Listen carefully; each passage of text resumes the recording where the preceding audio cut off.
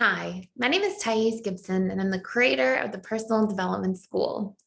This is your daily breakthrough video. And in this video, I'm going to talk to you a little bit about once an FA becomes secure and what patterns tend to be left within their personality.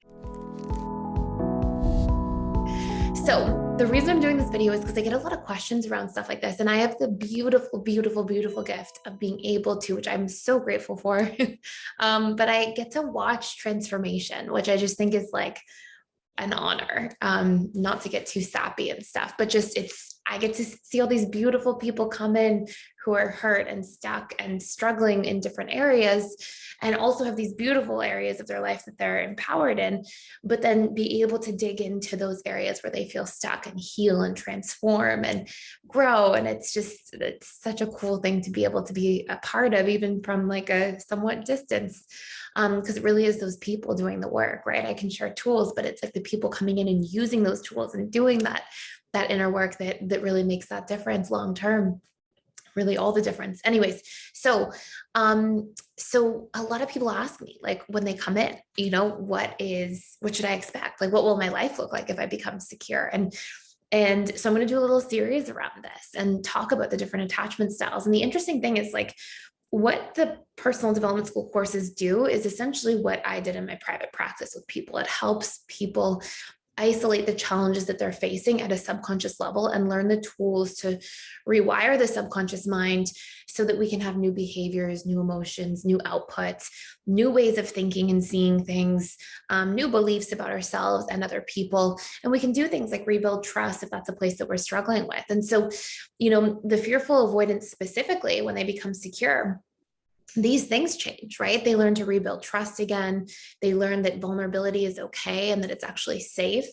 They learn that if somebody is imperfect in their external interactions when they are vulnerable, that it's not about them being unworthy in some way, but it's about that other human beings are imperfect, because we just are, and we're going to make mistakes sometimes. And life sometimes is a little messy. And they also get to see that if somebody's treating them in an unhealthy way, they are worthy of setting boundaries. They are worthy of saying, no, this is not okay for me. Not like that, not like no, but they're able to say, hey, this isn't acceptable. This can't happen again. Let's try it this way next time, whatever that might be, right? A pain point in a relationship. And if they keep communicating and there's no change, they also feel worthy of leaving a relationship that may not be serving them. And so, all these beautiful things start to change. Now, I've done like another sort of longer form video about this stuff, but one of the biggest things that's interesting from this perspective of the video is what parts stay the same. And these are things by technicality, because we have things like subconscious reprogramming, and we can really hone in on areas that are not serving us and actually create transformation. But we have these areas that we can reprogram. But often what I do and teach people to do is just reprogram the stuff that's not serving you, keep the stuff that is serving you, because it's going well for you and it's making you happy or growing you in different forms. And one of those things that's interesting is fearful avoidants tend to maintain their hypervigilance. And as most of you know, or anybody who knows who's watching, I was a very strong fearful avoidant attachment style. And I'm still a very hypervigilant person. But the difference between being hypervigilant and noticing things and reading between the lines quickly, like for me, it's a gift in the sense that it's worked really well in client practice, on webinars with students. Like, I can really notice the different nuances in somebody's questions and their wording when they ask them, and what patterns exist within the way people word things and how people's body language is, or little micro expressions on their face when they respond to things or open up about stuff. So there's so much like great stuff that I get from that. But in my personal life and in my personal relationships, and this is what I see, I'm speaking sort of on behalf of the healed FA, is that there's no meaning attached to it that goes to a worst case scenario. And so you can use that hypervigilance as a gift. And sometimes it helps people in a career setting or in just being able to tune in to challenges that their children might be facing. It can have lots of different, very positive applications. But there's a boundary, right? It's like, if I notice, so me personally, I'll just give an example. If I notice something that's a change in a pattern in somebody that I know, or a micro expression change or something off when I ask a question, I'll just ask for further clarification. I'll just be like, hey, will you expand on that? Because I feel like something's off a little bit, or I'll just open the dialogue in a very gentle and respectful way so I can gather more transparency rather than if we dated back 10, 12 years or so. Then I was like actually trying to think of the timeline there. I'm like, how old am I? So if you date back like 10, 12 years ago for me, I would just go right to the worst case scenario, meaning, oh, there's an incongruency. Somebody's doing something, or what they're saying and their facial expression don't seem to match up perfectly. Like, they are lying to me. They're about to betray me. They are, they think I'm unworthy. I did something wrong. All these like pain points of personal meaning we'd assign to the situation. And that goes away.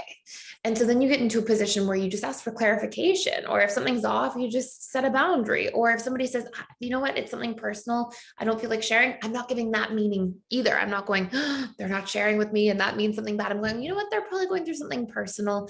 I'll give them whatever space they need to resolve it. And I will usually just end up off a conversation by saying, if you ever want to circle back and chat, I'm here for you. And so that hypervigilance often stays, but we can use the application of it in healthy forms. And then we can remove those unhealthy patterns or programs that tend to go along with it. So that's number one. Another big thing that I see is that fearful avoidants tend to be individuals, as a general rule, that will like really dive into things. They tend to be big researchers, really look for root causes of things, really try to like dive to like the nuanced, deep, innermost details of things. And that's probably not going to change too much as you become fearful avoidant. The only difference, as you become secure, the only difference is that you are probably going to be less doing it from a place of coping, like from a place of like, I need to know everything right now out of fear, but more like if something sparks your interest or piques your interest, or you don't have a solution for something and you're just purely trying to problem solve, not from like this emotionally charged space. Like, so I'll give you an example. For me, again, 10, 12 years ago, if I was like worried about something or whatever, I could become consumed with it to the point where like maybe I would have to work the next morning, and instead I would be staying up till 2 a.m. researching, and then I go into work the next morning, I'm tired, I'm not myself. The way that you do that as a secure person is that you may still have a passion and a need to dive deep into things, but you're not in a way that's going to disrupt your life. You're consciously aware, like, oh, it's bedtime now, I'll continue my research tomorrow. Like, it doesn't have a hold on you. You have a hold on it, right? So there's this like change in the relationship to our external world that tends to take place. Another thing that tends to be there is fearful avoidance, once they become secure, do have a tendency to move towards and be most interested in depth of emotional connection in relationships to others.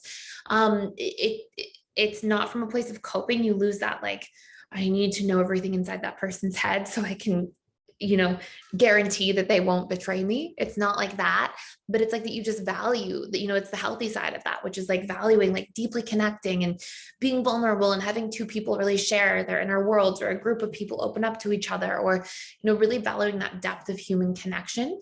And so that tends to be a pretty consistent part. Even when somebody becomes secure, I rarely see that go away. I can think of like one occasion off the top of my head, and I saw like literally over the years, thousands of clients, and then did tons of workshops. And then we have thousands of students in PDS. Like, I really don't see much of an exception there. And the other thing I would say is fearful avoidants tend to care really deeply about other people and really like become very, very empathetic towards other people.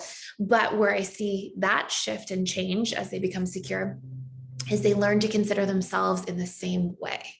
So there's no like deletion of caring about people so deeply, or being really, caring for the people in your lives. But what happens is you learn to also care about yourself in a profound way, so that you can balance like the needs of yourself and others in a healthy way, rather than what often happens from the codependent side of a fearful avoidant personality is like relationships can obliterate your sense of self, because you're so focused on those relationships and so enmeshed that like your relationship to yourself takes such a back seat. And then that becomes really problematic long term. And in these healthier dynamics, that stops happening because you learn to consider yourself equally. So these are just a few things. I could actually make like a much longer video, but I feel like this video is already kind of long. Let me know any other questions you have about the fearful avoidant once they become secure. These were some key themes.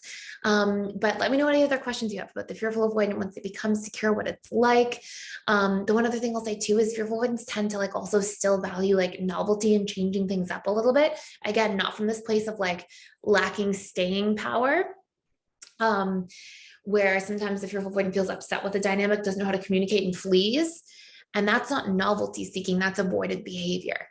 But fearful avoidants tend to have this side of them that enjoys novelty. So that will still be there. And traveling to new places and trying new things and asking different questions and that sort of thing, that's usually there in their personality too. So we still have these like characteristics that are associated with our attachment style to a certain degree and some of the needs that are going to be in there and things like that. However, those unhealthy counterparts that are also associated with those characteristics start to be reprogrammed, start to fall away as a result of other reprogramming. And we have like the upside of those traits and qualities more specifically. So if you want to do a deep dive, by the way, we have a 14-day free trial to all of our courses inside PDS. It's just for the month of May. And you can check it out using the link in the description box below. And the one other thing that you should know in there is you can access all of the courses. So you can access all of the different courses. I would start, if you're wanting to become secure as a fearful avoidant, with the emotional mastery course and the needs course. It's going to really help you like more deeply understand your sense of self and then use those tools in the fearful avoidant reprogramming course. And that's like our recommended course map if you want to do a deep dive, but you'll definitely have time to go through those 3 courses. If you have about 15-20 minutes an evening, 4 or 5 days a week, you'll get through at least 2 courses in those 14 days. And you can always do the workbook and notes and stuff like that a little bit later on in reflection. So I hope you enjoy this. Thank you for watching. Thank you for being here. Please like, share, and subscribe, and I will see you in the next video.